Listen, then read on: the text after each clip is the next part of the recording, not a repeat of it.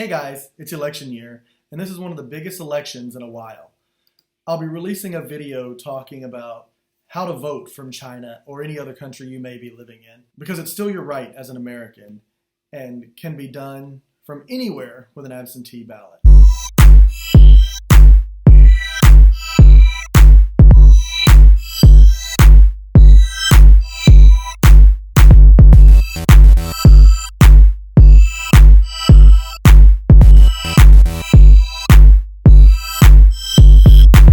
In every election, people say, if so-and-so wins, I'm out. I'm done. I'm out. I'm gone. I'm leaving America. I'm not a political expert. Get updates on each person's political stances in other places. But this is the basics. This year, we've got the possibility of Hillary Clinton, who will pretty much keep everything the same. She'll keep the status quo. Bernie Sanders, who will raise taxes, but get rid of a lot of other things, keeping poor Americans poor and the 1% in power. Now, we have the Republican nominee, Donald J. Trump. Reality star turned presidential candidate. His stance is very, very different. It's not the politics we're used to. Trump is calling to ban Muslims, build a wall to keep Mexicans out, and pretty much cause insane, unnecessary issues between the US and other nations of the world.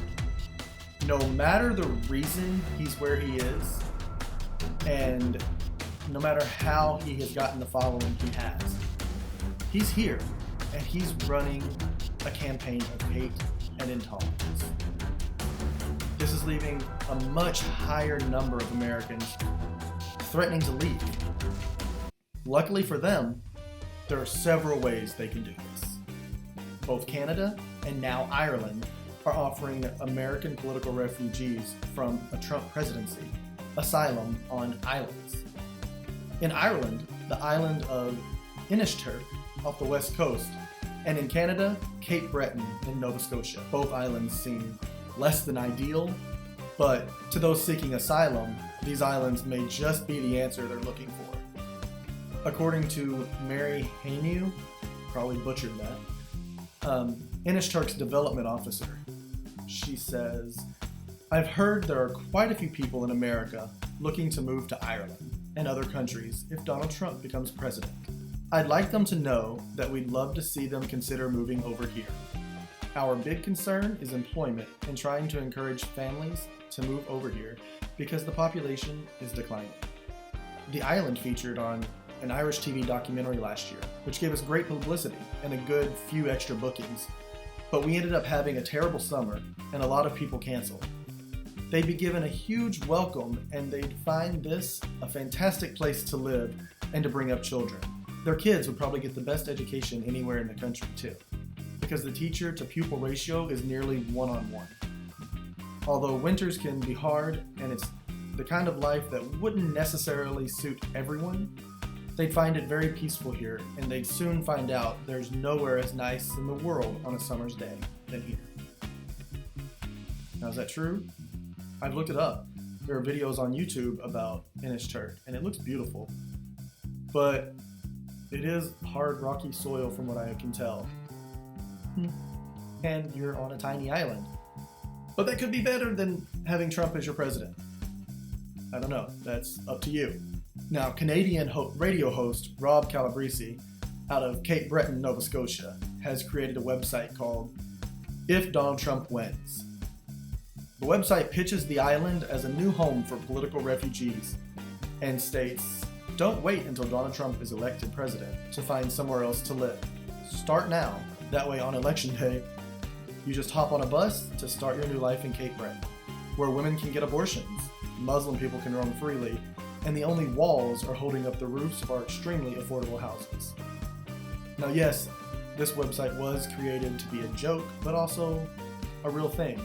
He's trying to push his town for refugees, for Americans. Both islands have similar problems of a slow economy and a lot of locals moving out of the areas. However, both are offering diversity, acceptance, universal health care, and a lack of personal handguns, which both people have stated one of their selling points. Americans usually love their handguns, but You'll see. You're giving up one thing for another. Now, there is a third, more extreme measure. You can really consider this, but this is something that you need to really think about. You can renounce your citizenship. This is very permanent and cannot be undone, and it shouldn't be taken lightly. I'm not talking just a satirical video. This is serious. You would completely give up any rights that you have in the US. You'll no longer be a citizen of the United States, but you will still be subject to taxes and other things.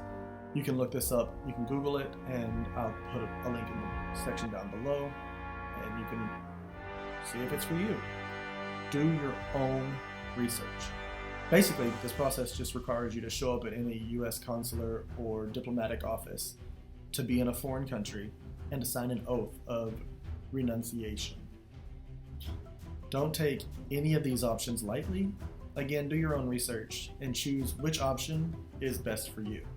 The links to the website I use are in the description box below. If you like this video, click the like button.